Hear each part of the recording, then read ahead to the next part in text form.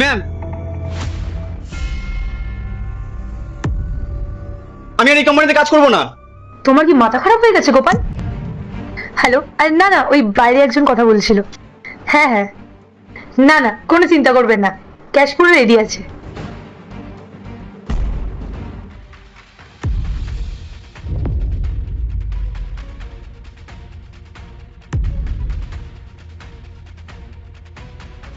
আসুন না, আপনাদের যখনই সময় হয় তখনই আসুন। ম্যাম, আপনি কি আমার কথা শুনতে পাচ্ছেন না? বিরক্ত করছো কেন গোপাল? ম্যাডাম, আমি আর এই কোম্পানিতে কাজ করবো না, আমি এখন এখান থেকে চলে যাবো। এত মাথা খারাপ করছো কেন? যাও না। হ্যাঁ, চলে যাচ্ছি। হ্যালো, হ্যাঁ, I am so sorry sir, don't worry, আমি ক্যাশই দেবো। Okay sir. এ কি, এখানে তো 2 টাকার বান্ডিল ছিল, আরেকটা কোথায় গেল?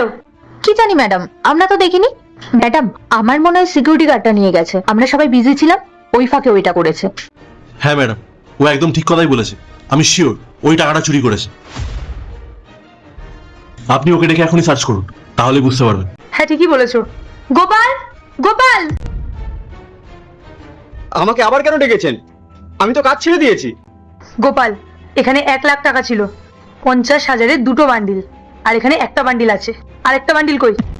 আমাকে জিজ্ঞেস করছেন কেন? আমি তো জবটা ছেড়ে দিয়েছি, তারপরে কেন আমার নামে বদনাম দিচ্ছেন? প্লিজ তুমি টাকাটা ফেরত দিয়ে দাও, এমনিতেই কোম্পানি অনেক লসে চলছে, আর এখন যদি এই ডিলটাও ক্যান্সেল হয়েছে তাহলে আমাদের অনেক বড় বিপদ হয়ে যাবে। রিকোয়েস্ট করছি তোমাকে, টাকাটা দিয়ে দাও। ম্যাডাম, আমার কাছে টাকা নেই। এই দেখুন, দেখুন ম্যাডাম, আমি গরিব হতে পারি, কিন্তু এরকম কাজ কখনোই করবো না। এই একদম চুপ কর। তুই তো একটু আগে এখানে এসেছিলিস। তুই চলে যাওয়ার পর থেকেই না আমি আমার টাকাগুলো এখানে পাচ্ছি না। ম্যাডাম, আমি গরিব বলে আমাকে এরকম ভাবে অপমান করবেন না। আমি যদি সত্যিটা বলি তাহলে কিন্তু আপনাদের দুজনকেই ম্যাডামের কাছে ক্ষমা চাইতে হবে।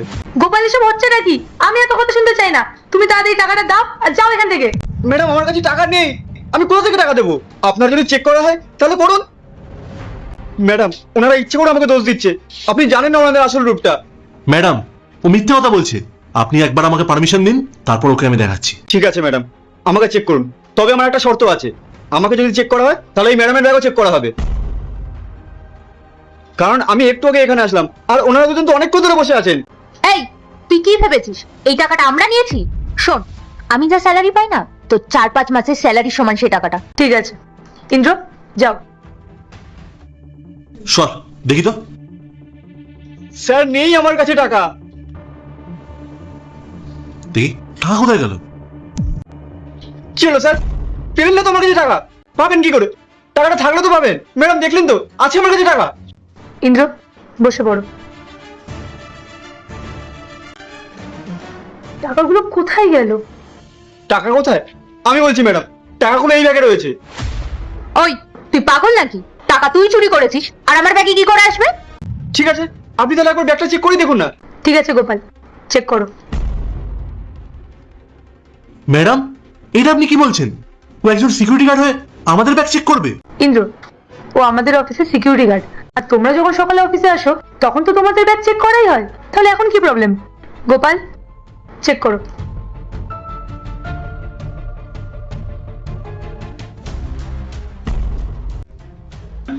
ম্যাডাম, এটাই তো আপনার টাকা।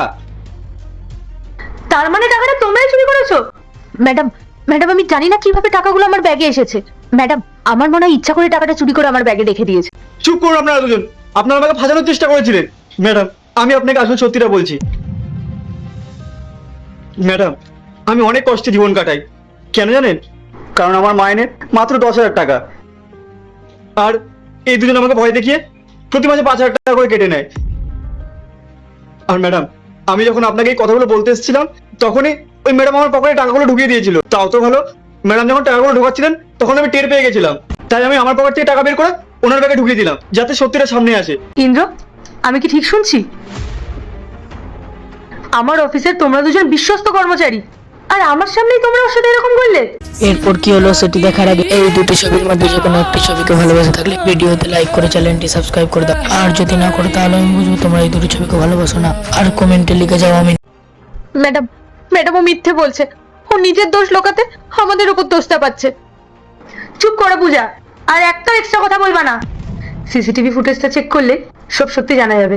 না ম্যাডাম, সিসিটিভি ক্যামেরা চেক করার কোনো প্রয়োজন নেই। আসলে আসলে ঘটনাটা অন্যরকম। অন্যরকম মানে কি বলতে চাইছো তুমি? আসলে ম্যাডাম, আমরা কেউই এই অফিসে ওকে সহ্য করতে পারি না। ও গ্রামের ছেলে, ওর চাল চলন কথাবার্তা অগোছালো এই কোম্পানির স্ট্যান্ডার্ডের সাথে একদমই মানানসই নয়। তাই আমরা চেয়েছিলাম ওকে যে করেই হোক এই কোম্পানি থেকে বের করে দেবো। এত বড় সাহস তোমাদের! অফিসের কাজ আর কোম্পানিকে তোমার ব্যক্তিগত শত্রুতা বের করার জায়গা বানিয়েছো? তোমাদের দুজনের মতো এত খারাপ মানসিকতার মানুষদেরকে আমি আমার কোম্পানিতে রাখবো না। এক্ষুনি বেরিয়ে যাও এখান থেকে। ম্যাম, ভুল হয়ে গেছে, একটা সুযোগ দিন। বের হও বলছি। গোপাল, তুমি আমাকে ক্ষমা করে দিও।